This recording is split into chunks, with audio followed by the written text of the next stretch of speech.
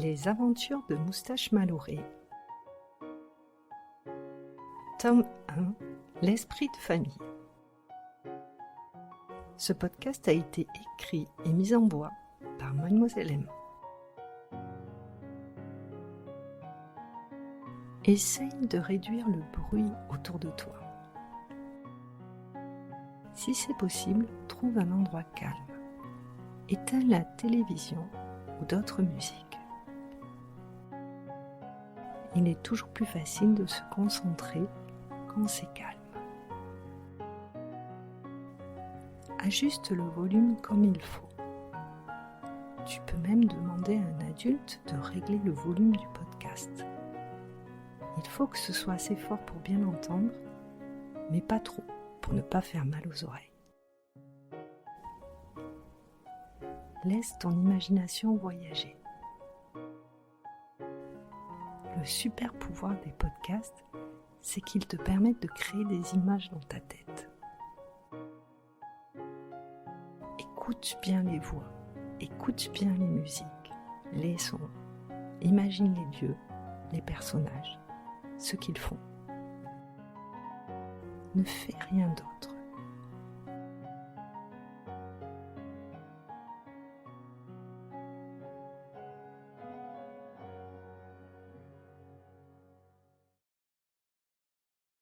Chapitre 9. Rousquille. Je levai le museau, interpellé. Rousquille ? Qui c'est ça, Rousquille ? Elle l'apprend, évidemment. Tu sais bien qu'elles sont inséparables. Je sentis soudain un étrange malaise croître en moi. Comment on va faire avec Moustache ? S'inquiéta Samuel. Instinctivement, j'eus la certitude que je n'allais pas aimer la suite. Franck, lui, ne semblait pas s'alarmer outre mesure. « Eh bien, il faudra cohabiter, s'organiser au mieux, éviter les conflits, comme avec mamie. Moustache et le caniche d'Henriette s'entendront peut-être très bien, qui sait ?» « Quoi ? Un caniche allait débarquer à la maison ?» À ces mots, je faillis m'étrangler et, juste après, j'eus la désagréable impression que la pièce vacillait. Il fallait appeler un vétérinaire de toute urgence. J'étais sûrement en train de faire un malaise cardiaque.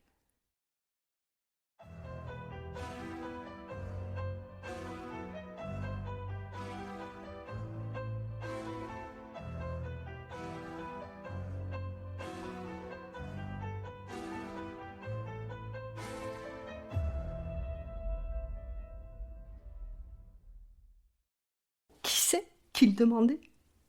Moi, je savais. Je n'avais même aucun doute à ce sujet. Félin et Canidé ne se supportaient pas. C'était comme ça. Depuis la nuit des temps, notre espèce et la leur se détestaient cordialement. « Quel enthousiasme !» ironisa Franck. Il me décocha un rapide clin d'œil que j'accueillis comme une gifle. Il ne manquait pas d'air, celui-là. S'entendre comme chien et chat, ça ne lui disait donc rien.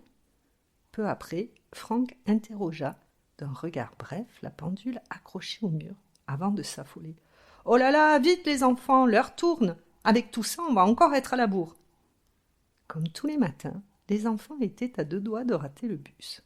Ils passaient à 8 heures exactement à l'angle de leur rue et de l'allée des Glycines. Il était 8h moins 10. De mon côté, je n'en revenais toujours pas. Un chien allait débarquer chez nous. Que dis-je, un chien ? Plutôt une teigne à 4 pattes, une montagne d'égocentrisme, une alarme anti-sieste, capricieuse et sonore. Il en était hors de question. Ah ça non, je n'étais pas d'accord. Mon esprit bouillonnait.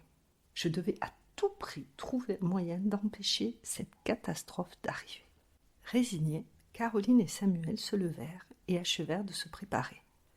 2 manteaux et 4 bruits de scratch plus tard, je tournais encore en rond à la recherche d'une éventuelle solution.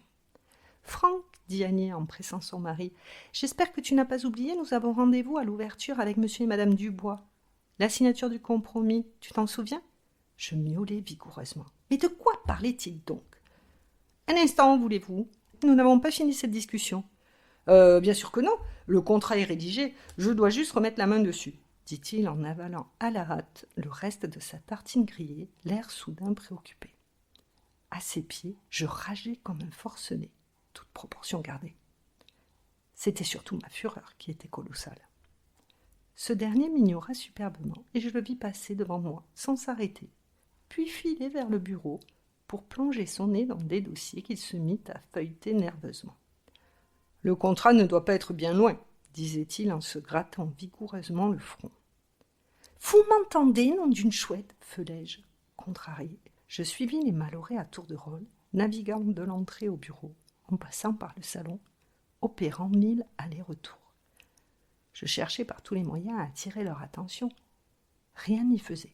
On aurait dit qu'ils s'en fichaient. Annie attrapa son sac à main et s'empara des clés de la voiture que Franck n'avait toujours pas trouvée. Elle allait partir d'une seconde à l'autre. « Tu n'as qu'à me rejoindre à l'agence quand tu l'auras retrouvée. » Franck revint quelques secondes après, brandissant victorieusement un dossier froissé. « Pas la peine !» s'exclama-t-il. « Je l'ai !» Diable, c'était trop demandé que de m'écouter à la fin.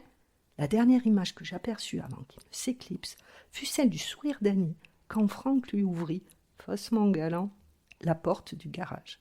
« La classe !» pensai-je, mauvais. Presque en même temps, j'entendis la porte d'entrée claquer dans mon dos. Je me retournai et constatai que les enfants, eux aussi, étaient partis.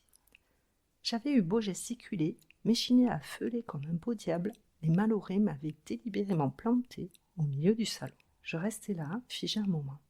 Ils m'avaient abandonné. Ils m'avaient laissé seul, sans clore la discussion. J'ignorais ce qui me retenait de déverser ma colère sur ce pauvre porte-parapluie ridicule en forme de hibou posté là, face à moi. À ce moment-là, j'aurais haï la terre entière. Je le regardais qui me fixait, l'œil rond. En retour, de rage, je lui crachai au visage. Il dut sentir à qui il avait affaire. Je vis qu'il ne bronchait pas. Copiner avec un chien, on n'avait pas idée. Qu'il me demande plutôt de traverser le Nil, embarqué dans une péniche pleine à craquer de purin ou de thon périmé, j'accepterais plus volontiers.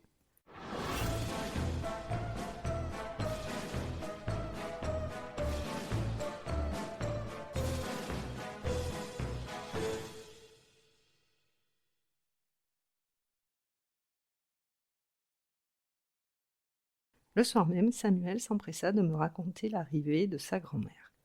Le hall de la gare était quasiment désert. Quelques badauds attendaient en silence le seul train annoncé de la soirée. Sur le quai, un homme lisait le journal, sourcils froncés. Elle était déjà raide comme un manche à balai et d'une humeur détestable. Cela ne me surprit pas. Je m'étais déjà fait ma petite idée, peu de temps après que la voiture se fût garée dans l'allée.